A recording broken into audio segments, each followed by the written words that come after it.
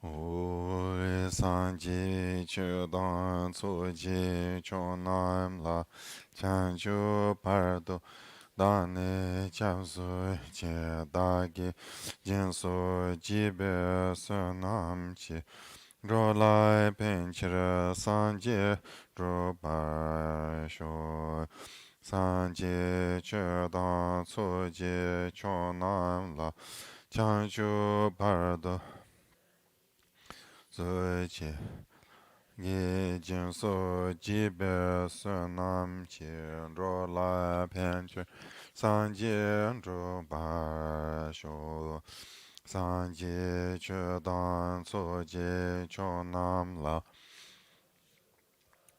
Da Ni Jam Su Chi Da Ge Jin So Ji Be Sun Nam Chi Ro lai pen chira san jin ro ba shu sim jin tam chi dewa dan dewe ju dan den bar churi chi dung ar dan dung ar chi ju dan tra war churi chi me be dewa tam ba tam men ra war churi chi nye rin cha dan dan tra we sam chi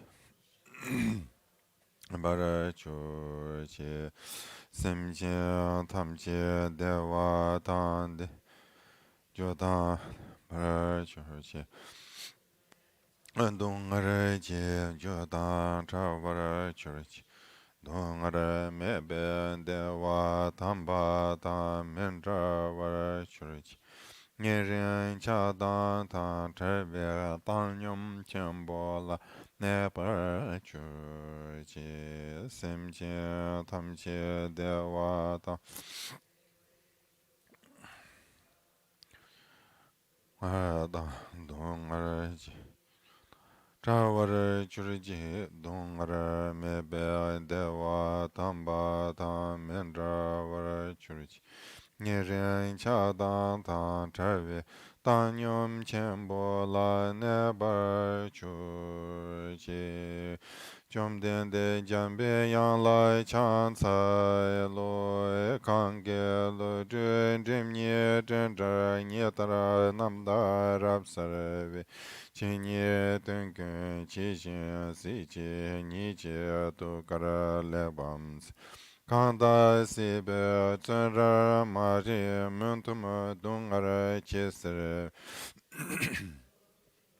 Puji tarze yan lai chu ju yang den song zhu dar che zhu nyamo nye long le je jia zhu zhu zi che Ari mu sir dung ar nyu gu chi nye chun zi ra zhe nam de ne da jin sa ju tar sun yun den le zo ger se tu yu ku Chu zha chu dan chu ni jian zhe Da lu mu ser jian be yang lai du ce den chu jie qian ra wu sir xie da lu de mu men ba rab sar ga dan den chu xiong lu do ba ye lu zhu bo be nang wa zar du sir. Bon après-midi à tous. Hmm. Bien, étant donné que cet après-midi, c'est la dernière session, euh, j'ai pensé donc que nous pouvions donc laisser là où nous nous sommes arrêtés concernant l'explication du Sutra du cœur, puisque nous allons pouvoir nous retrouver cet été au mois d'août, fin du mois d'août, pour terminer donc l'étude du Sutra du cœur. Et je voulais cet après-midi peut-être vous donner quelques éléments pour vous aider plus directement dans votre pratique. Donc j'ai pensé à un enseignement important qu'on appelle euh, en tibétain Shenpa Shizhe, qui veut dire se libérer des quatre attachements. Donc, c'est un enseignement qui a été donné à Sachin Kunga Nyingpo, un maître qui est né en fin du 11e siècle, donc qui a vécu au début 12e siècle, un maître important de la lignée Sakyapa.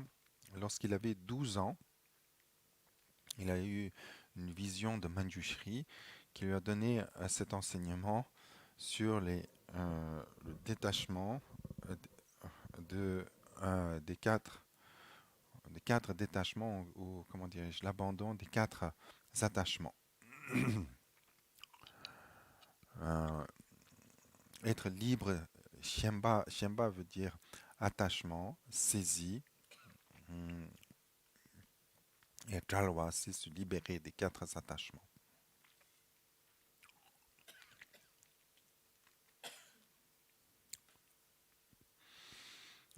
Il avait accompli une retraite de Manjushri pendant 6 mois et à un moment donné, il a eu une vision de Manjushri assis devant lui, accompagné de Bodhisattvas.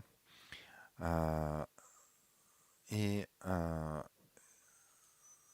et il lui a dit, Tsen de la chienne Chebamin, si on est attaché à cette vie, on n'est pas un pratiquant du Dharma. Kamsum la chienne Ninjung Min, si on est attaché aux trois dhatus du samsara, alors on n'a pas euh, l'émergence véritable de la voie ou le, euh, le renoncement. Dardun la chienne, si on est attaché à son propre bien, alors on n'a pas la bodhicitta, Changsim Min. Zinba Chungna, si on a une saisie, Tawa Min, ce n'est pas la vue. Hmm. Et toute la voie de la perfection de la sagesse peut se résumer aussi dans l'exercice, le raffinement, dans l'abandon le raffinement de la pensée, de l'esprit qui abandonne ces quatre saisies. Et c'est une Kongang Nyingpo a obtenu par cet enseignement une compréhension euh, précise et certaine de tout l'enseignement du Bouddha. Donc, je voudrais vous en parler brièvement, puisque cela peut vous aider, je pense, pour la pratique d'une manière générale. Donc, le premier point, euh,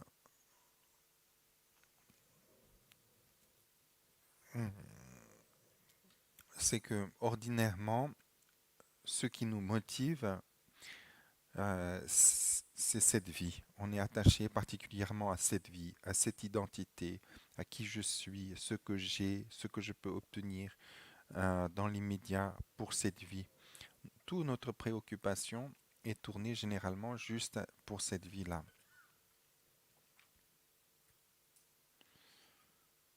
Euh, donc si, par exemple, on s'engage dans la voie bouddhique, on adopte la discipline éthique, on écoute le dharma, on réfléchit, on médite. Mais si notre objectif, c'est juste pour cette vie, euh, alors on est loin d'être réellement engagé euh, dans la voie bouddhique.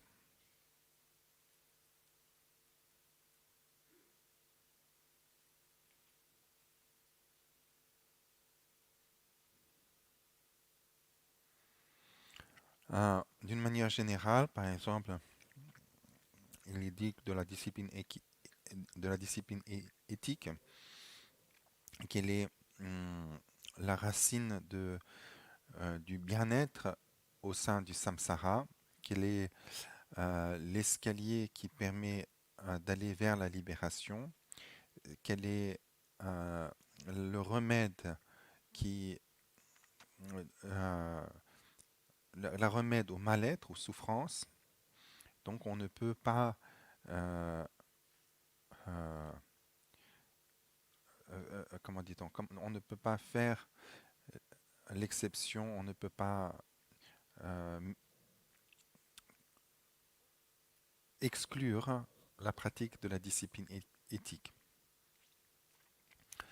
Cependant, si on cultive la discipline éthique pour cette vie, alors elle devient un moyen, et elle n'est pas libre des 8 préoccupations du monde.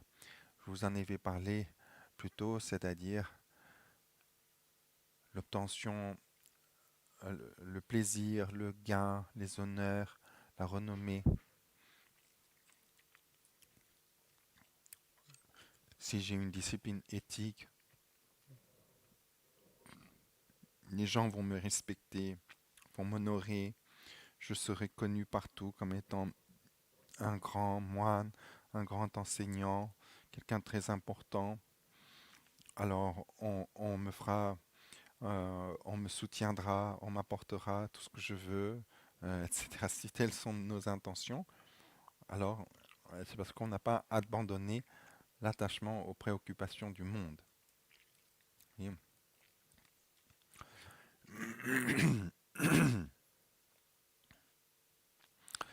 euh,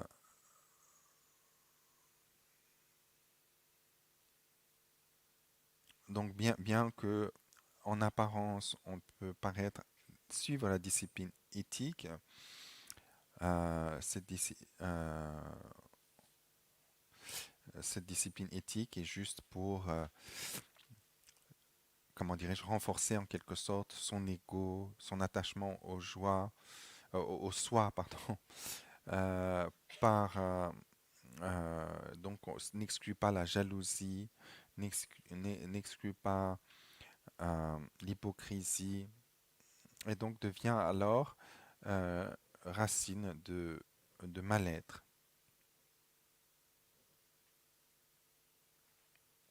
De même, celui qui entreprend l'étude et la réflexion, n'ayant pas mis de côté les préoccupations du monde, euh,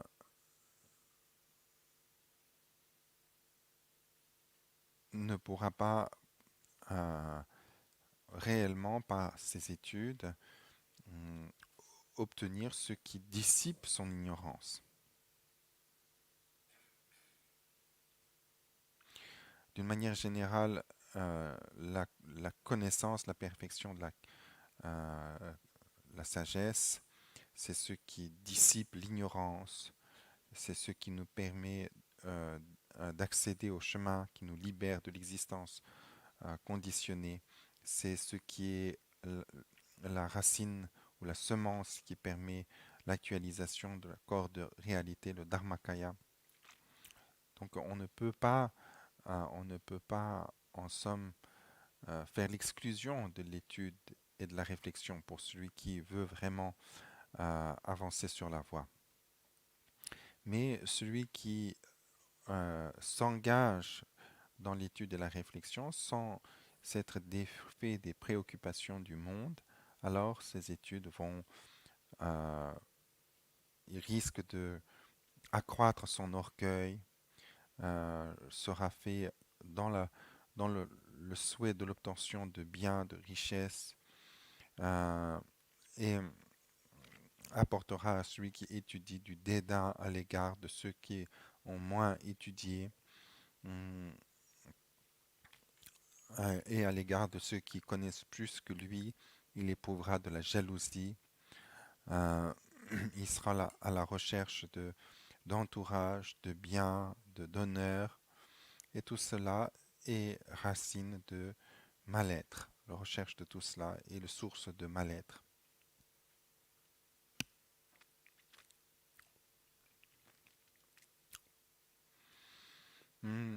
de la même manière, de cultiver la voie, la méditation est tout d'abord le remède des afflictions. C'est euh, la racine de la libération.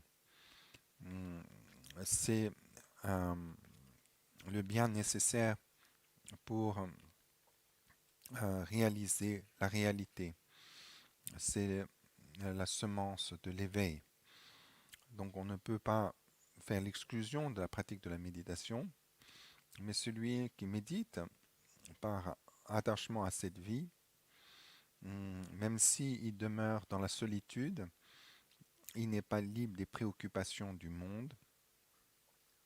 Il est préoccupé par les dires et les propos, les opinions que les gens peuvent avoir de lui.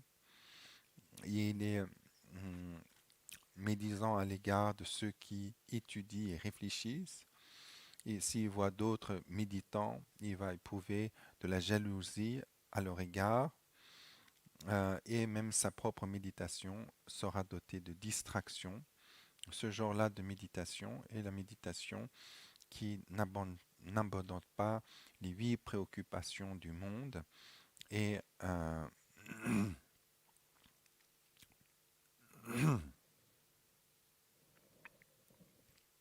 et comment dirais-je, les sources en ce sens de mal-être.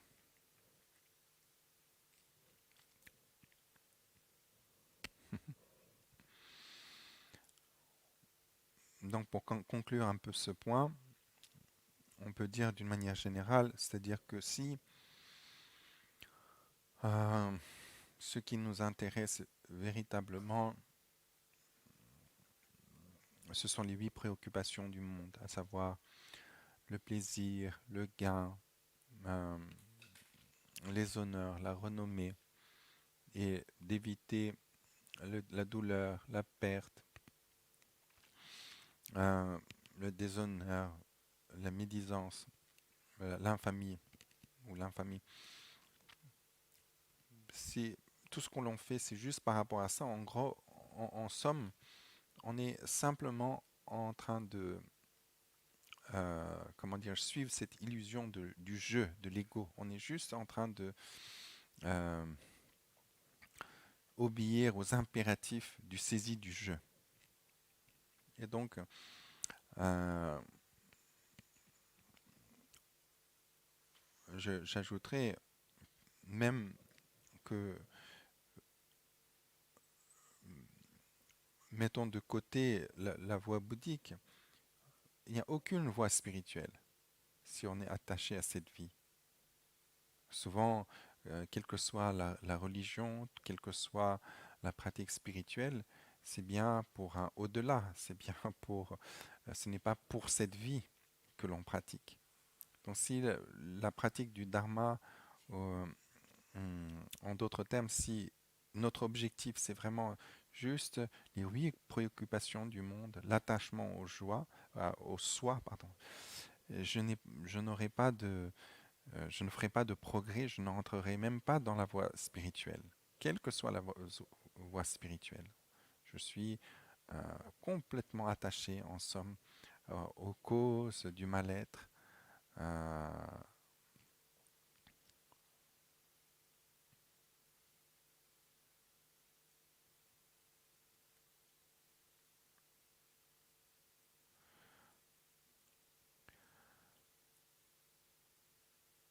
donc il faut regarder un peu, il faut un peu faire une sorte d'introspection, regarder qu'est-ce qui nous préoccupe, qu'est-ce qui est l'objectif de ma vie, qu'est-ce que je souhaite vraiment.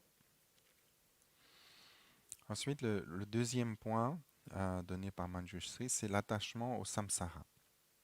Au- donc, dans le texte, il est marqué kamsum. Le terme kamsum, c'est les 3 dhatus, les 3 dimensions du samsara. Donc, le monde du désir et les 2 autres mondes qui sont fruits de l'absorption méditative, qui sont nommés le monde de la forme et monde sans forme ou monde matériel et immatériel. Euh, qui correspondent à l'obtention de différents dhyānas, différents degrés de quiétude. Donc, si on renaît dans ces mondes-là, c'est-à-dire en somme, si notre pratique vise à obtenir quelque chose de moi qui soit l'ordre de la félicité. Je voudrais devenir un dieu, je pratique la discipline éthique, je suis bon et généreux parce que je voudrais dans ma vie prochaine renaître riche et puissant, ou je voudrais renaître Dieu, ou j'entends parler de ces différents dhyānas que je voudrais accéder, et j'ai un quelconque soif, attachement à cela, alors il n'y a pas de réel renoncement. Ça veut dire que on n'a pas pris conscience du mal-être dont on a parlé. C'est-à-dire que dès qu'un état est conditionné, il est empreint de mal-être. Il y a le mal-être, le mal-être du changement et le mal-être coextensif à l'existence conditionnée.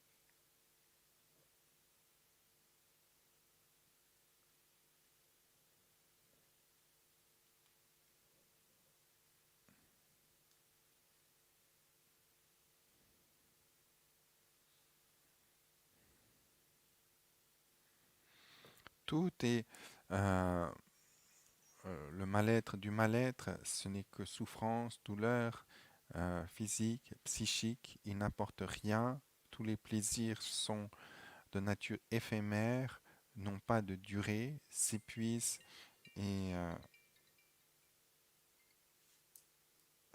excusez-moi, s'épuisent et produisent déception.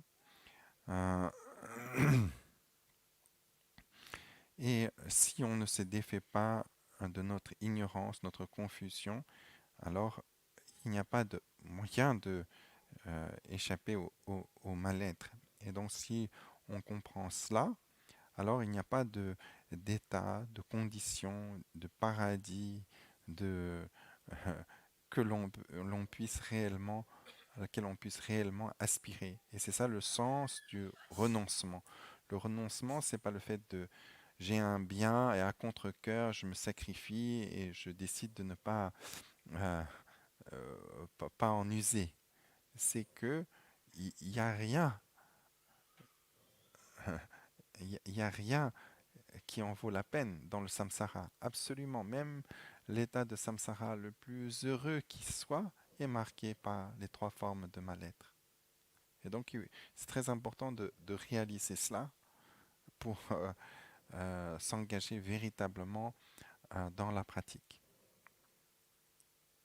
Et c'est ce qu'on nomme l'émergence de la voie, c'est-à-dire le véritable entrée dans la voie. C'est-à-dire, sans ce renoncement ou sans cette prise de conscience du mal-être de l'existence conditionnée, même si on s'engage dans la voie, il est fort peu probable que ce soit pour la bonne raison.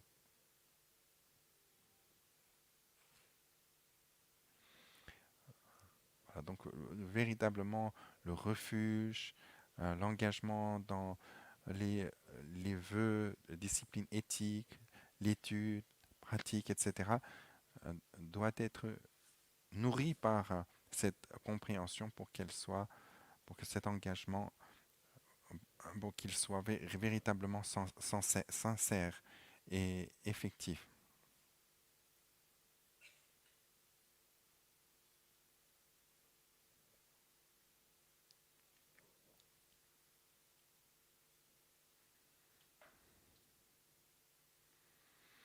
Donc ce que l'on nomme d'abord le mal-être du mal-être, ben, c'est le mal-être que l'on trouve dans les destinées inférieures du samsara.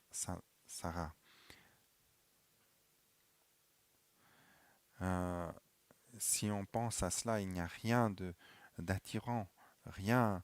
euh, et penser à ce que ces destinités inférieures aussi sont à notre portée. On peut penser que par exemple la condition animale ou infernale est très loin de nous, mais en fait c'est juste à une respiration, si je puis dire. Si j'expire et je ne peux plus inspirer, que je meurs, et si j'ai les dispositions karmiques, les afflictions qui sont en moi, eh bien, cela peut devenir mon expérience.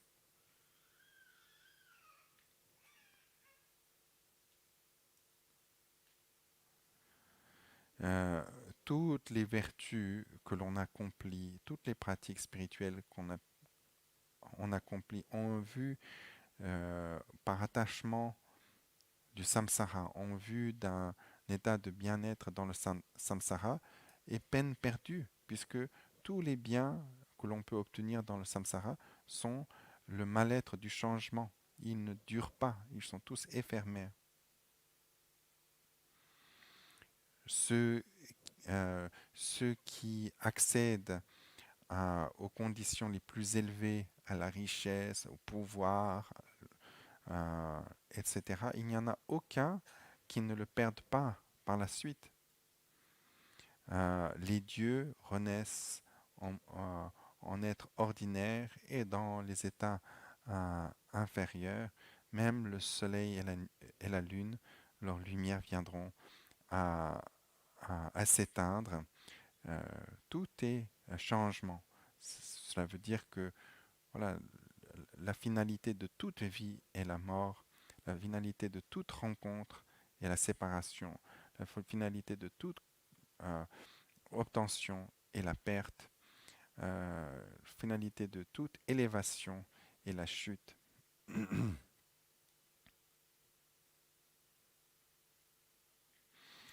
Euh, Cela, on n'en prend pas conscience habituellement. Euh, Regardons juste dans notre propre expérience. On peut voir parfois euh, des personnes riches devenir pauvres. Euh, on voit des personnes qui... Enregistré. Mais c'était enregistré, non?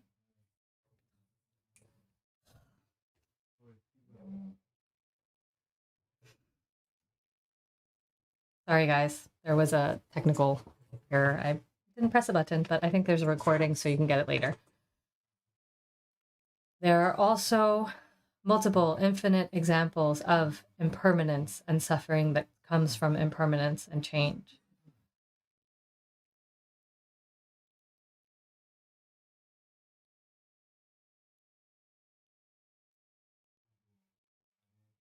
Concerning the suffering of conditioned existence, there is nothing that doesn't depend on X. In this sense, whatever our situation is, we are always prisoner of our actions and our afflictions, of our confusion.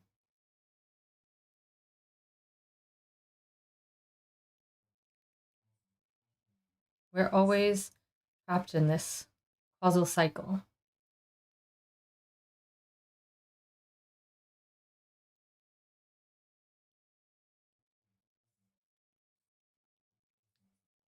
So for these reasons, we must not become attached to samsara. If we are able, we manage to detach ourselves from pursuing any conditions in samsara, then liberation from samsara can easily be obtained.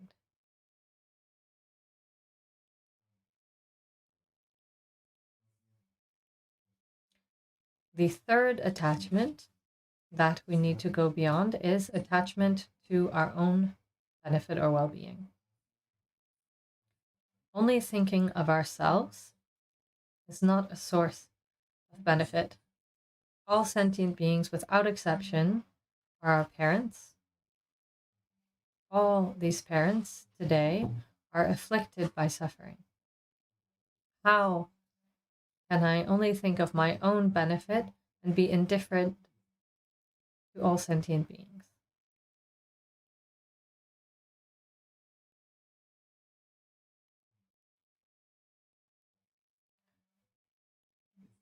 We need to consider the suffering of all sentient beings, dedicate all of our merit for all sentient beings without exception, so that this merit leads all beings toward enlightenment.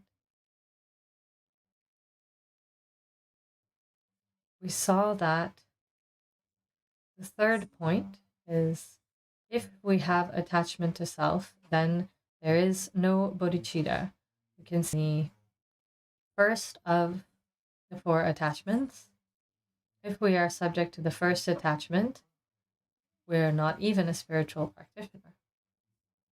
Buddhist, non-Buddhist, regardless. If we have not understand the inherent suffering of conditioned existence, then we haven't even begun the path towards enlightenment, be it the path of the Shravakas, Pratyekya Buddhas, or Bodhisattvas. We haven't begun any of them. Really, the beginning of the Buddhist path is understanding, identifying suffering, and then developing detachment concerning samsara, having no further interest for samsara. It is said that the view of a Shravaka who pursues a state of arhathood, they see even the most blissful, the happiest state in samsara, they see it as being inside of flaming lava. There's nothing attractive to them in this because they have identified the inherent suffering of conditioned existence. Concerning the bodhisattva vehicle, we can only undertake it if we renounce our attachment to self, pursuing something for ourselves. In the previous detachment, becoming detached from samsara can still imply looking for our own benefit, wanting to go beyond suffering, nirvana, the state of arhathood.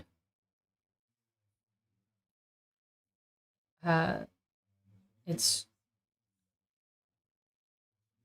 the best we can obtain, but if we truly understand suffering, we understand it not only for ourselves, but concerning all sentient beings without exception.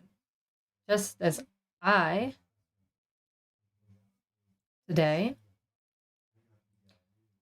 am captive of the 3 forms of suffering, all sentient beings who are in samsara experience the suffering, the suffering of change, and the suffering of conditioned existence. They are not free of it. All these other beings are no different than me. They wish for well-being. They wish to be free from suffering. What's particular here in terms of the great vehicle is that we see there are no distinctions between myself and other. Somehow I is still a form, it's an illusion, as we saw. How can we pursue the path for me? Because I, me, have no being in and of myself. The continuum of mind has no being in and of itself, no true existence. So long as we have not understood this, suffering is present. I manifests due to our ignorance, and suffering arises from this.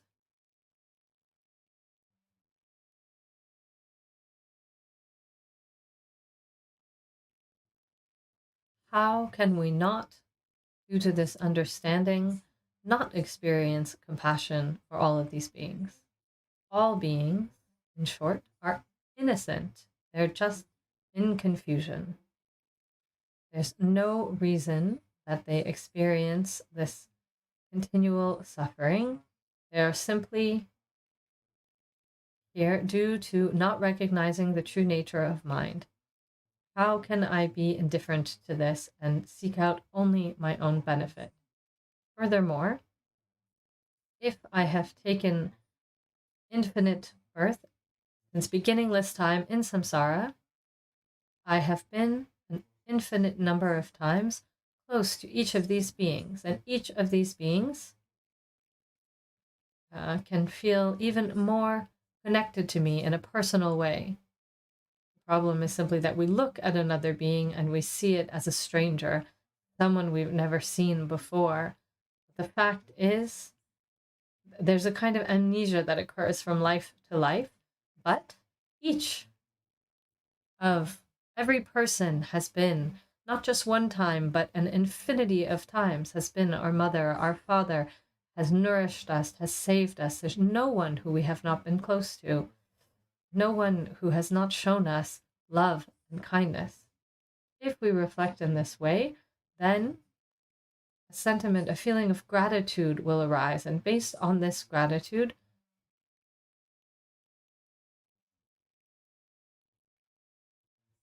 the desire to express our gratefulness to other sentient beings. And this leads to Maitri, wanting to establish others in true benefit and well-being. And Maitri allows us to have compassion, and this compassion gives us the courage to engage in disinterested activity that is simply for the benefit of other sentient beings. And this is the basis of bodhicitta, the foundation for bodhicitta.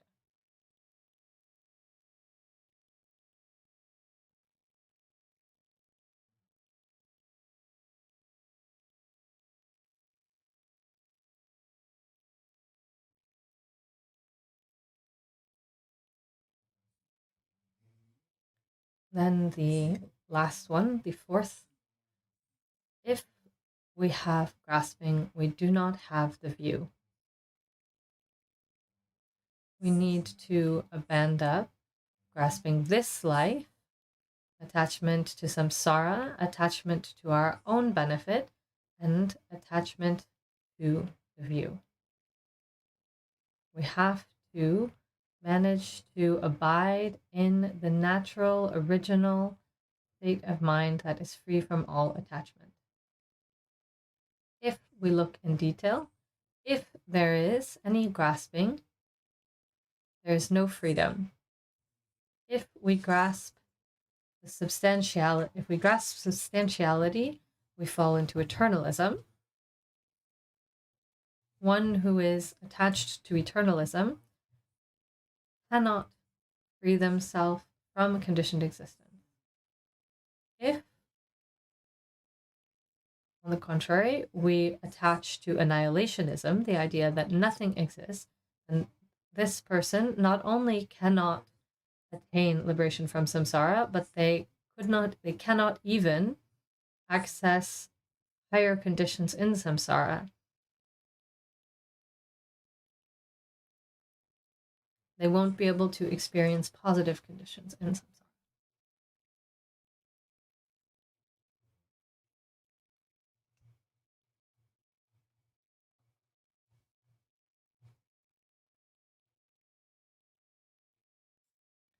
It is impossible to grasp existing and non-existing at the same time. In non-duality, we must allow mind to abide.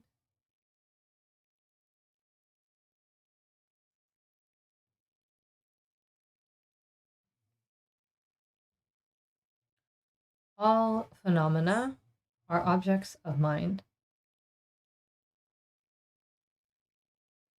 We must not seek a creator, a god or a power, the elements. It is important to leave the mind in its natural state. Appearances have the nature of mirages. They emerge from dependent arising. Ultimate reality is ineffable. So one must abide in the natural state that is free of all expression. That's the explanation that's given in the text in terms of the vision and also its commentary. I wanted to share this with you and invite you to reflect on these 4 points: abandoning attachment of attachment to this lifetime, abandoning attachment to samsara, abandoning attachment to our own benefit, and lastly, abandoning attachment to all grasping.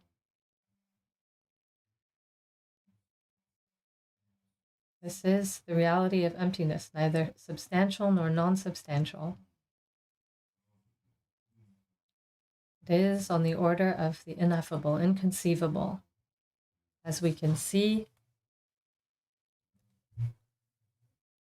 in the praise to the mother of all Buddhas attributed to Rahula. Ineffable, inconceivable, inexpressible perfection of wisdom.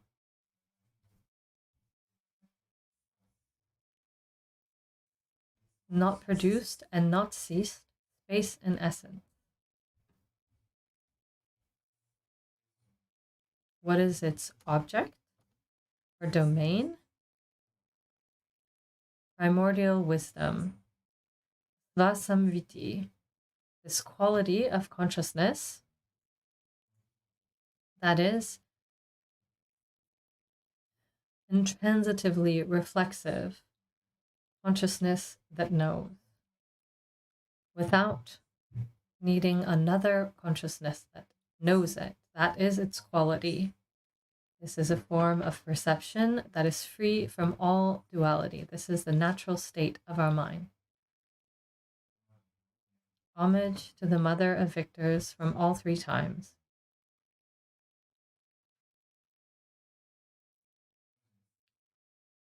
It is this wisdom that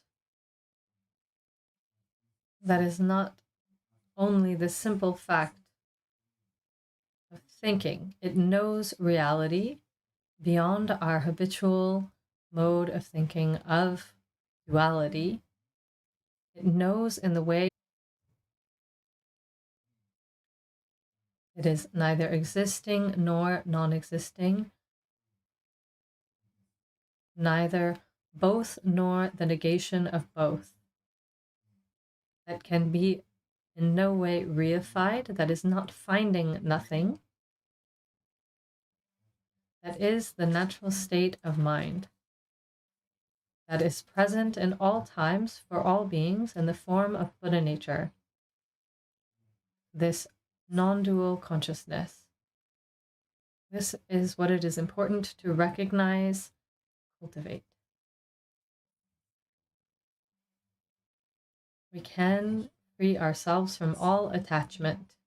And if we can free ourselves from all grasping, then we will also be free from self-grasping and grasping for the self, and grasping samsara,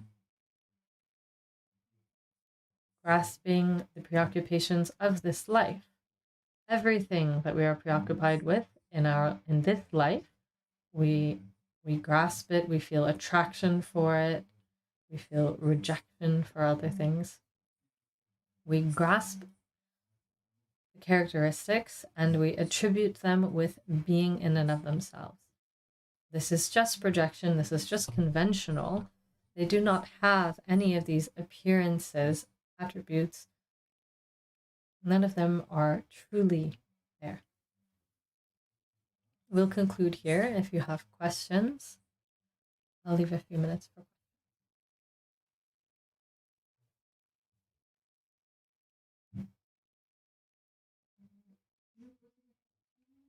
I was wondering concerning mind.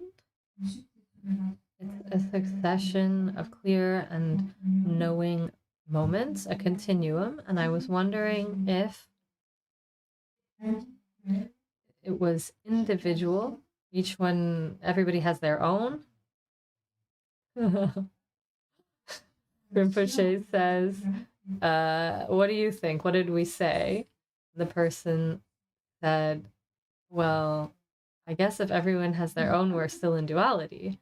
And Rinpoche says, okay, but if everybody has their own, then we must be able to observe it If we say everybody has their own, then we're presuming that is substantially distinct. But beyond what we presuppose, we have to be able to truly observe it. Where is it? First off, where is my mind? My past mind doesn't exist anymore. My future moment of mind doesn't exist yet. If we cut off the past and the future, where is the present that exists, that is not changing, that we can grasp as the present moment? We cannot find it. But have we found non-existence? Is there an experience of this? If we do not find our own individuality, then how can we find another individuality? Because we don't find our own individuality, we think that there's also no multiplicity, so then everybody is one. But if this was the case, then why is there separate perception? The person says, yes, separate perception. That's what Rinpoche replies, yes, perception. If we were truly established as separate perception, then we couldn't communicate. There's no reason for our minds to have similar qualities. And this is all because it is, in reality, emptiness. What is emptiness is neither established as one nor a multiplicity. Neither the one nor the multiplicity allows us to describe reality. We think if it's not one, it's multiple. If it's not multiple, it's one. We are binary. But all of that is only representation.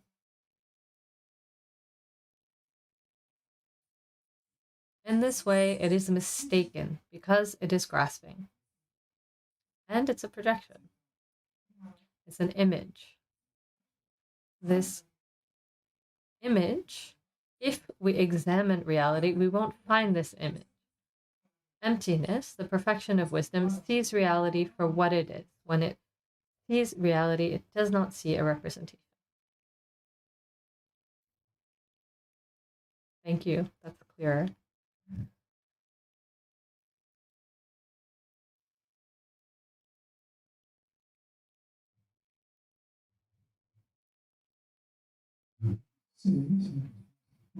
It's a relatively short question. And the fourth point that you stated, not grasping even a view that we could have, I thought of the expression that we sometimes encounter. If you meet the Buddha, kill him. Is this connected with that? Rinpoche says, no, I think that's a Zen koan. That means that you are grasping. If you meet the Buddha, it means that you've grasped something. And so kill him means see his insubstantiality. So does that correspond with the fourth point you mentioned? It's real. It's related to that. It's abandoning grasping.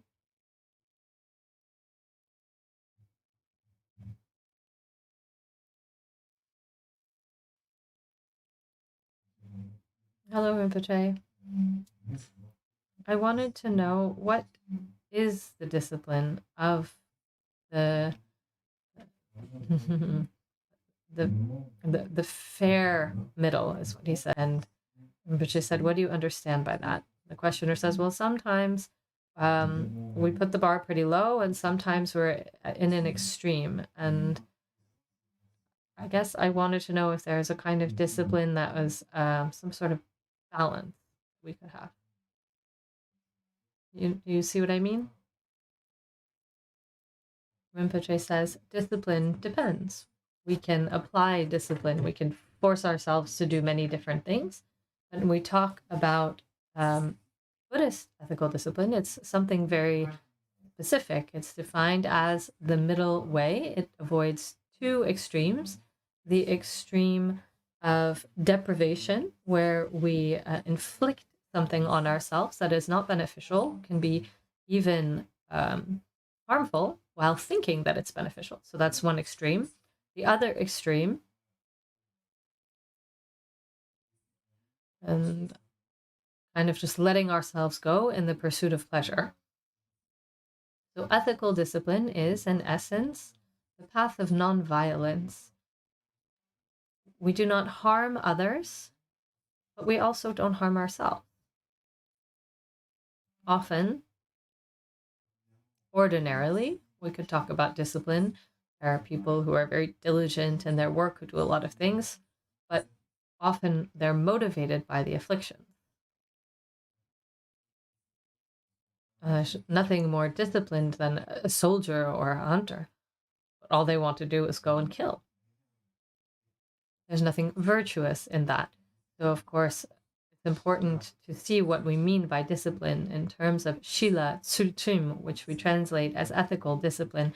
This refers to the middle way. In short, we avoid these two extremes that we talked about. And what is the conduct? Avoiding negative actions of body and speech. Body, not committing murder, not killing. It's not very hard to follow. Not stealing, not taking what isn't given.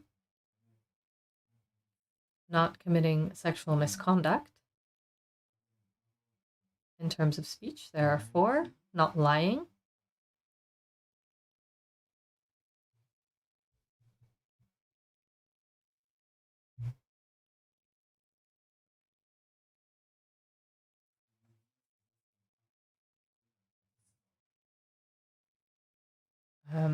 Avoiding divisive speech, insults, and useless chatter. These are the 7 acts of body and speech that is important to avoid.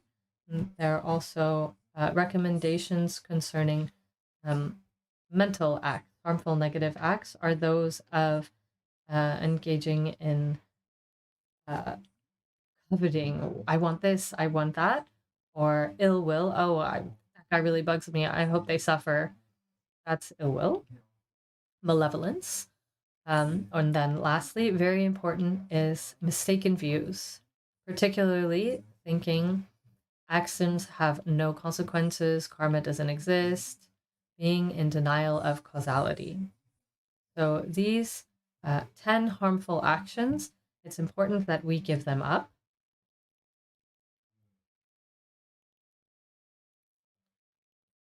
Then, this also implies a certain form of limit or refraining. For example, refraining from violence. If someone insults us, we don't reply by insulting them. If someone hits us, then we don't hit them back. If someone takes advantage of me, then I don't try to take advantage of them in return. Not responding to violence. That's kind of a general overview. And then, depending on the lifestyle that we'd like to engage in, whether as a lay person, we can take 1 or 5 of the 5 precepts, or we can also, as a monk, we can engage in the vows of individual liberation. The 5 precepts are connected with the harmful actions that we spoke of. In other words, not killing, not stealing,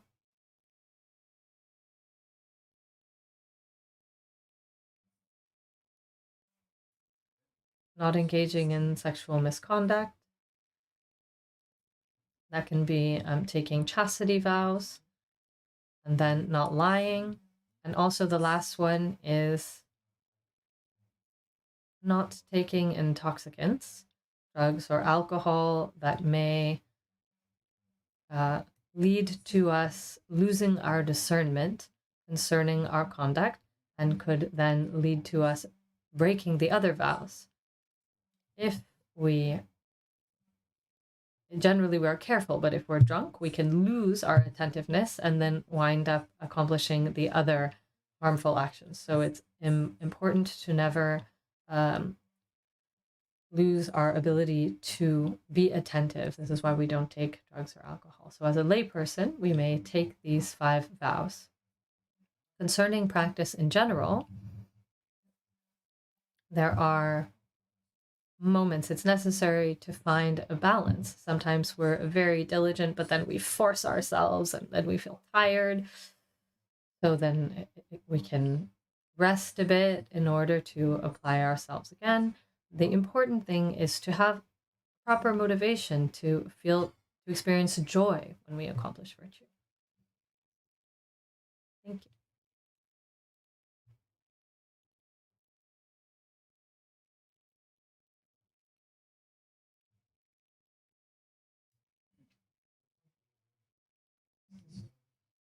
Coming back to emptiness.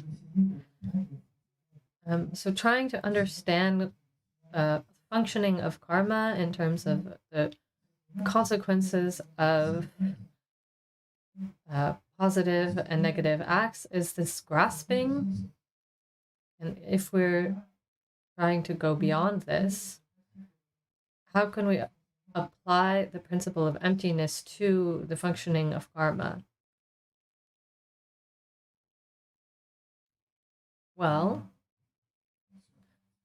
karma functions. It's efficient. Everything that happens depends on causes and conditions.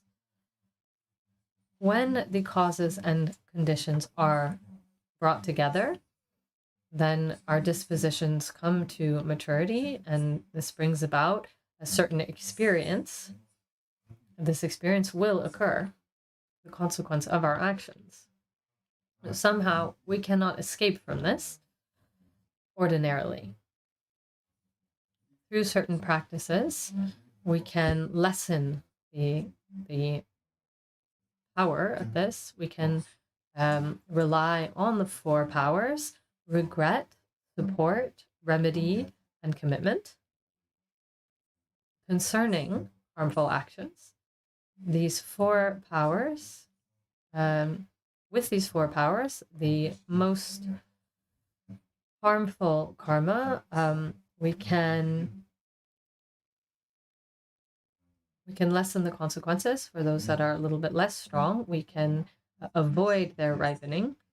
So for that, we can simply apply ourselves to these 4 powers. On the other hand, if we realize enlightenment, then we can completely escape from karma, because karma is only due to illusion, grasping.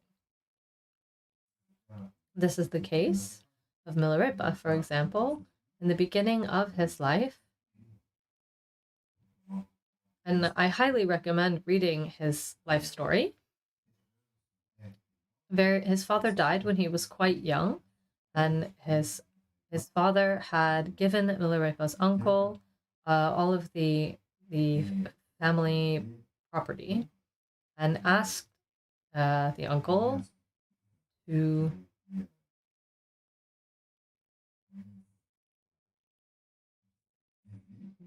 and then to pass it on to his son. He was his son Milarepa, who was promised to a girl, and the uncle was supposed to give him all of the belongings at the time that he was meant to marry. But once he had taken possession, the uncle, he wanted to keep everything for himself. And then he forced Milarepa and his sister and mother to work for the family, etc. They had very little. When Milarepa came of age,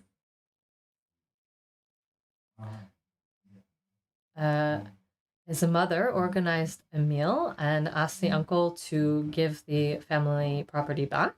And the uncle said, "What? You have no property.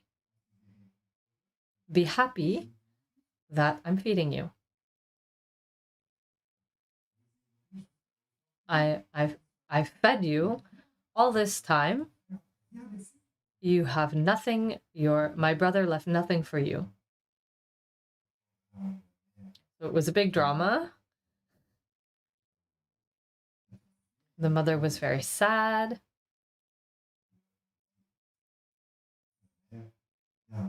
Milarepa said to his mother, if you think that you have... Oh no. The uncle says to the mother, if you have power, if you have an army, then send them to take what's yours. And if you have magic, then put a spell on me. And so the mother asks her son to go and learn magic and to avenge them to take vengeance on the uncle. And to make a long story short, essentially, that's what he does. Milarepa, through his magic, during the wedding of the uncle's son, Milarepa causes the house to collapse, and all of the members of the family, except for the aunt and uncle, are killed. Milarepa spared them so they could watch the rest. Anyway, everybody else dies. And then Milarepa also has the power to cause it to hail. So he causes hail to fall over the land and destroy all of the harvests. And then Milarepa realizes how harmful all of his actions were and wishes to attain enlightenment. What motivates Milarepa is the understanding of causality. He understands that our actions necessarily bring about consequences. He carried out many murders with his powers, and he will have to face the consequences. And so then he goes to Marpa. I'll let you read it. It's a long story, but in any case, Milarepa says, I do not fear death. What I fear is rebirth. So to answer your question a bit, he meditated so much that he completely freed himself from all of his karma.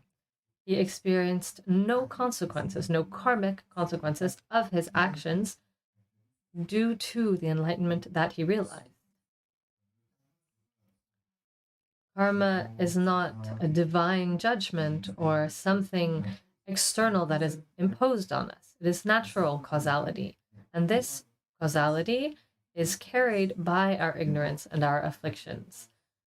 Our ignorance is present, and so long as our ignorance is there, this causality will continue to manifest. If ignorance is completely dissipated, then we are free from causality, from karma, from becoming, from rebirth.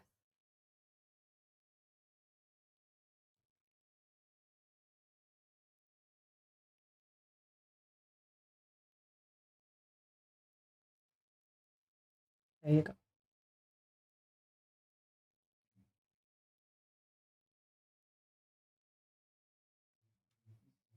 Just to clarify, in terms of my understanding, it seems to me that in terms of meditation, training in non-grasping, and then discernment concerning the illusory aspect of everything that arises in mind, in a certain way, this doesn't prevent karma from manifesting, but in a certain way, over time, we're less influenced by it due to meditation.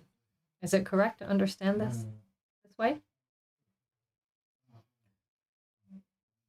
How can I say it? Currently, our present life is the fruit of our past actions.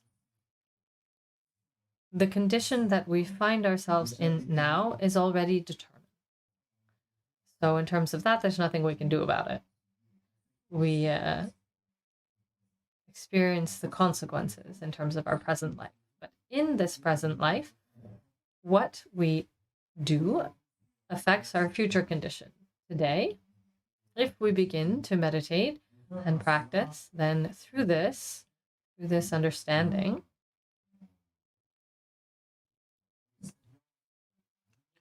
the experience of the limits related to our present condition can also change. We can gain some distance from them.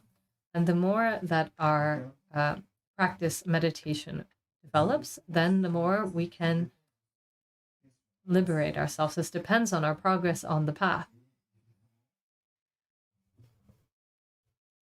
And of course, as I explained, if we make great progress, then we can attain enlightenment. It's something relatively extraordinary for us, but already by practicing and meditating, by understanding arising or based on study and reflection, then we can greatly change how we experience what happens to us. It won't necessarily liberate us from karma, but the experience of what occurs is not grasped with so much attachment. The questioner says, and then perhaps there are fewer seeds that are planted. Rinpoche says, yes, we lessen bit by bit. And then if we perfect wisdom, the more that wisdom is perfected, the more we are liberated from the causal cycle. But according to the text, there are 5 paths. And so long as we have not attained the path of seeing, we're far from being completely free. I think a certain liberty is acquired when we enter the path of junction, but prior to that, as real beginners, there might be some effects, but we really have to progress in terms of meditation.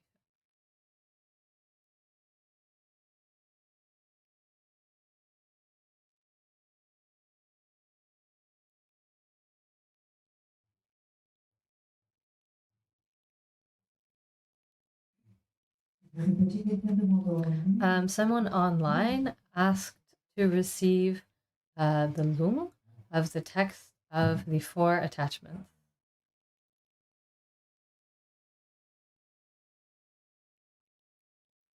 All right, I'll read it then. Okay, I'm going to switch you over to Rinpoche.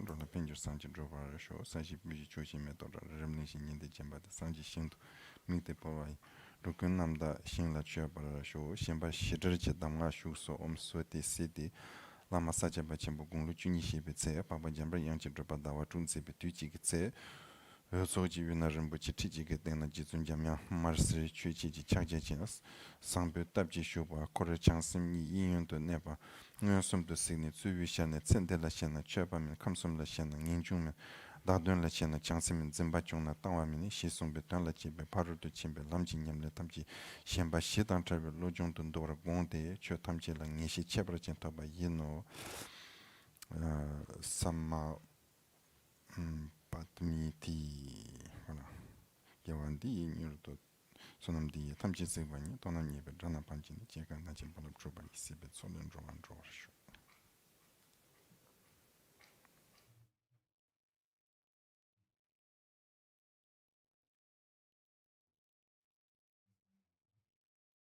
Another question?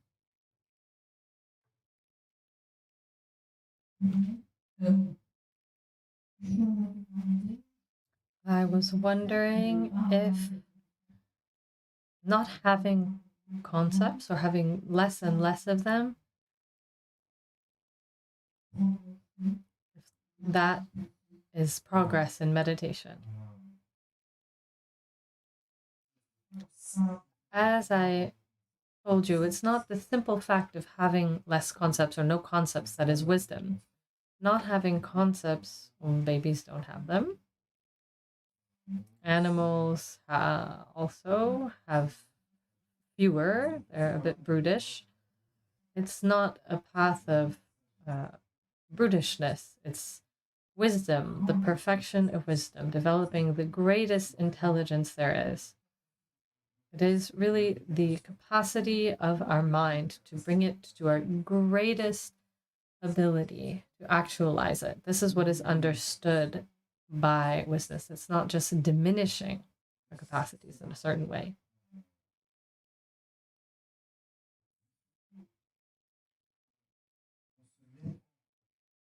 It's particularly, most of all, it's that we're not mistaken anymore.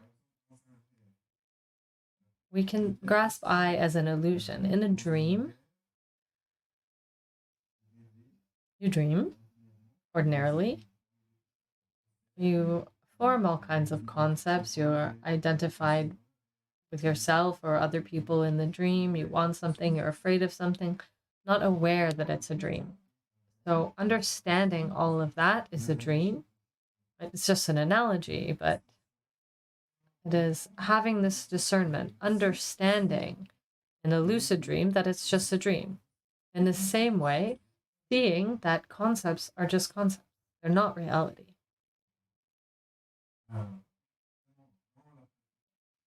So, of course, in meditative practice, it doesn't happen through concepts. It doesn't happen through cultivating concepts. In the beginning, we can rely on a concept, but it is, in fact, sharpening or actualizing the capacity of mind, of not having concepts. For example, when we're half asleep, that's ignorance. The questioner says, then it is knowing that nothing is real. Trinlay Rinpoche says, this is, in general, understanding everything that we covered, that the being in and of itself that we grasp has no reality.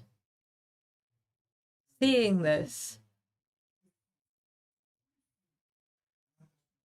when I'm angry, what am I grasping? It's just an attachment. We really need to apply analysis, the examination of the substantial existence of everything that we grasp, and see that there's nothing of this grasping. There is no being in and of itself. And it's not finding nothing either, or nothingness. In other words, the questioner says, knowing that the I has no real substance, and also the object or the emotion or everything that we experience. Rinpoche says, it's one thing to say it, another thing to know it. What do we mean by know it? Learned knowledge. Yes, I know. In Buddhism, we say there's no self. In all the introductory books on Buddhism, they'll talk about the specificity of Buddhism, this counterintuitive notion that there's no I. They affirm this. You can read it everywhere. You can know it. Sure, there's no I. But reflect on it. Is it true or not? Yourselves. What do I grasp when I grasp I? Me.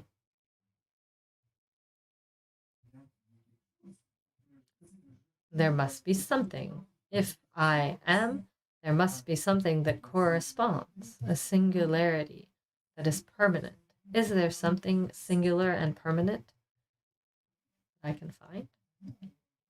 There's nothing. So we see that it's just grasping that has no foundation.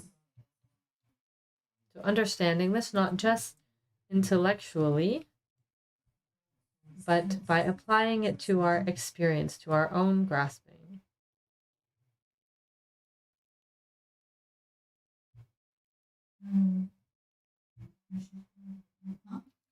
I'm trying to understand, does this mean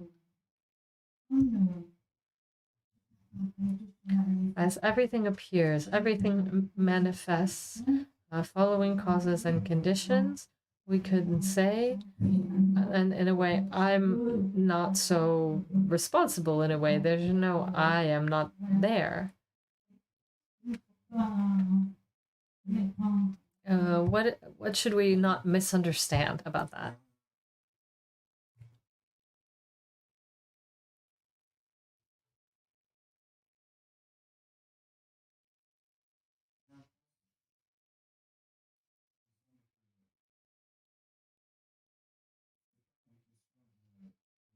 It's not a question of not seeing I in terms of it being somebody else's fault. I'm not concerned by that. It's not about this kind of attitude.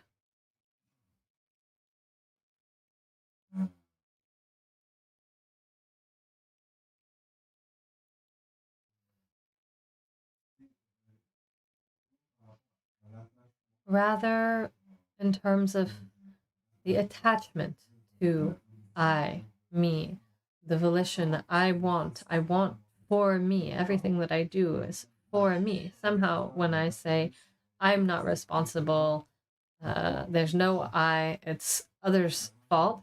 In fact, it's still for me. That works for me. It's not in any way getting out of the for me. It's not about exchanging one grasping for another grasping. So we have to see this not only in a way of grasping. So what happens is I explain something to you, and then it seems that you're saying, so how can I grasp this? How can I have a concept about this?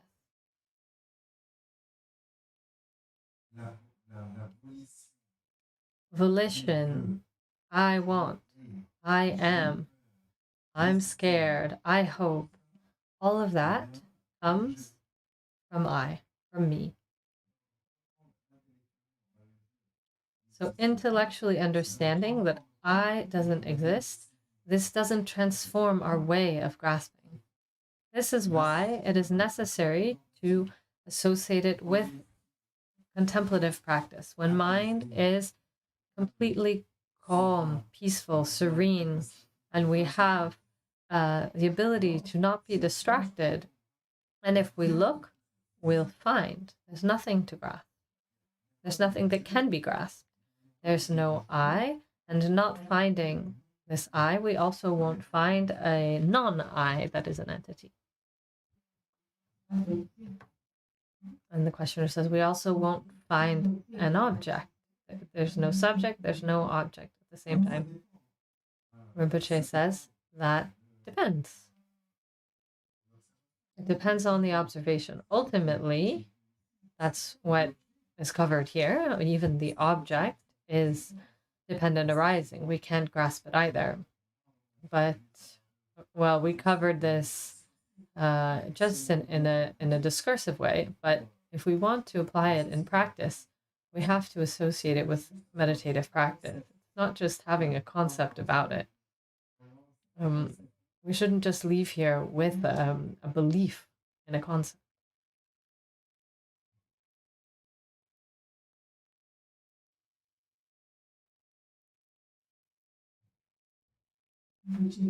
Rinpoche, among all of the concepts that carry me through my vision of the world, there are things about karmic cycles, the basis for all consciousness. I have a feeling of being a train with lots of cars, or that I'm carrying around a lot of suitcases from life to life. Is it more appropriate to see this in terms of this moment of consciousness that has ceased, and then a new moment of consciousness, and to just see it in terms of everything being continuous, my tendencies and everything? Rinpoche says, yes, tendencies are all based on this moment of mind. There are aspects of our minds that are somehow not apparent. There are tendencies that I'm not aware of that are there, that are connected to our predispositions, to our past actions. And these tendencies, we reinforce them, we nourish them from one moment to another. With each moment that passes, past tendencies are renewed and continued. And with our new thoughts, new volition, there are new ones created, and that reinforce the old traces. And the questioner says, okay, but nevertheless, it's concentrated in a way in this present moment. In a way, because this concept of a continuum, it's as if there's some kind of existing trace. Rinpoche says, yes, in a way, you're reifying the continuum, but In fact, every moment is followed by another, and every moment was preceded by another. But the past doesn't exist, and the future also doesn't exist. And the present, if we really look for it, we won't find it. In terms of being or non-being.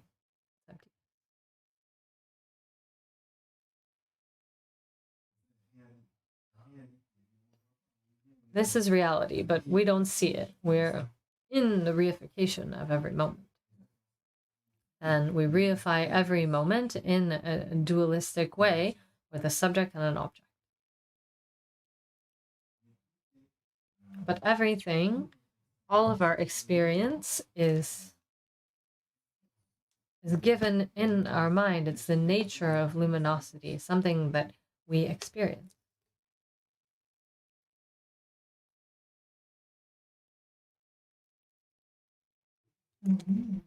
Another question from online.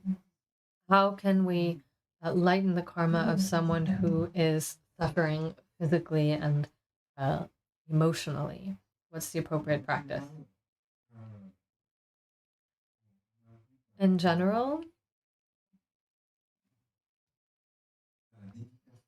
we invite, we advise dedicating merit. Of course, if the person in question can listen to the Dharma, practice, study, engage in actions this way, then it's great to support them in doing so.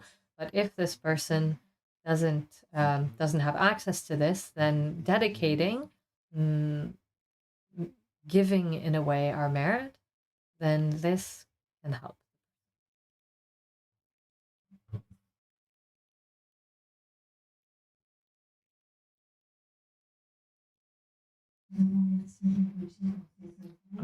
Thank you, Rinpoche, for these 5 days, because it really encourages motivation for the effort necessary to make to abandon what needs to be abandoned and adopt what needs to be adopted. My question is, you emphasize meditation a lot, so between calm and contemplating I. So this means that we must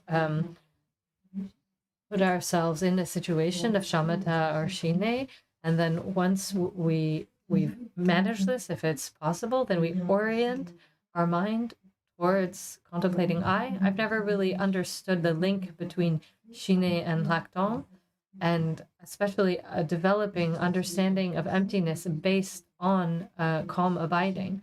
Does this occur on the cushion or in other situations when we think about the teachings? What arises? I think the important thing, particularly in terms of Buddhism, is lacton vipassana. Lacton or vipassana. Perhaps you use the Sanskrit term. I didn't get it. Okay, lacton. That's the most important. Cultivating wisdom. That's the key. That said, this wisdom, we need to truly be able to acquire it, realize, actualize it. I told you that there is wisdom arising from study, wisdom arising from reflection, and the finality of reflection is a non-conceptual knowledge. First, there is conceptual knowledge, and then we approach non-conceptual knowledge of what lacton means. Shine, united with lacton, is remaining immobile on this understanding, not distracting ourselves from the understanding of lacton. That's a way to proceed. Sometimes this wisdom is due to favorable karmic dispositions, we may more easily have access to Lakdong. Due to the instructions of the masters, we may have access to Lakdong, but in the text, it's considered something that's not necessarily so easy. It is the most subtle point, the most difficult to access.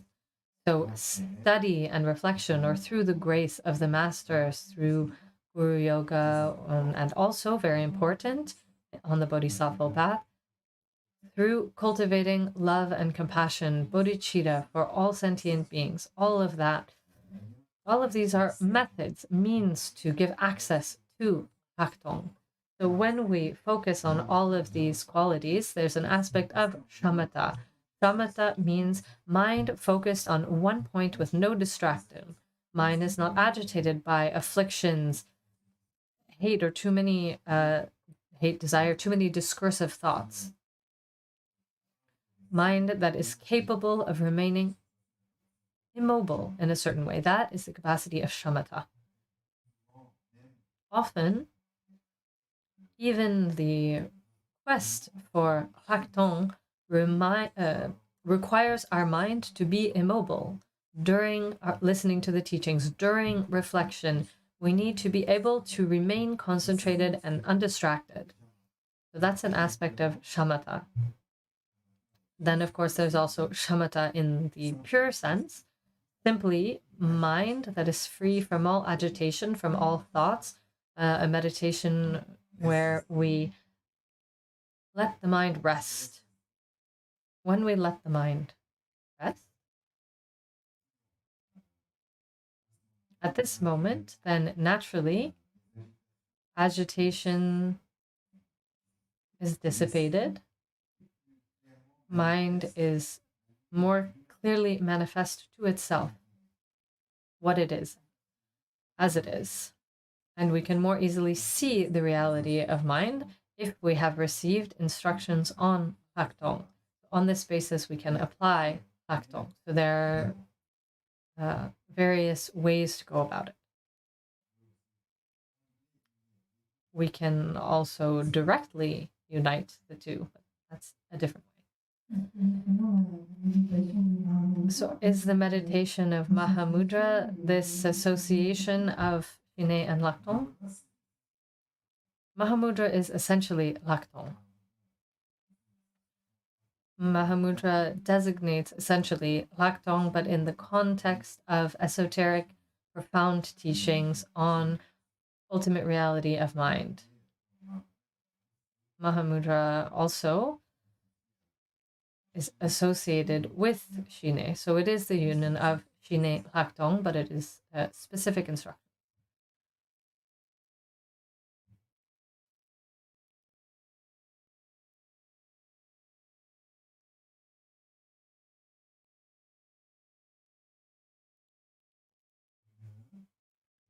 Okay.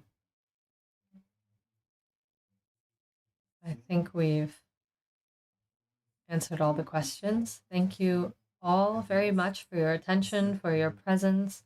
I hope that these explanations were useful, that they can allow you to familiarize yourself more with this text. At least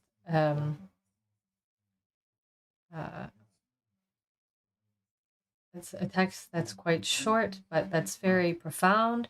Of course, this is not an exhaustive explanation.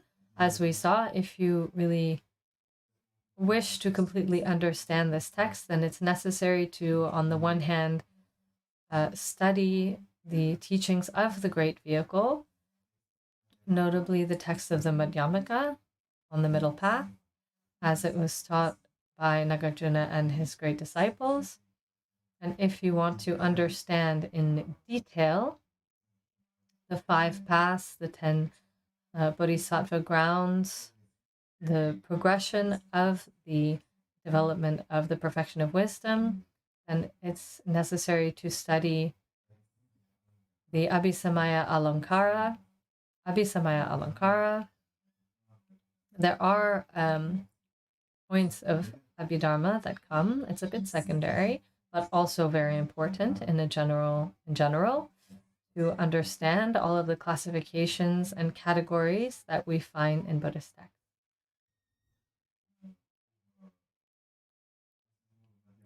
Concerning Madhyamaka, there are many translations that exist, recordings of teachings that I gave or other masters have given that you can refer to. Unfortunately, the Abhisamaya Alankara, I think there's not much available in French. In English, I don't know, but hopefully soon there will be more things accessible.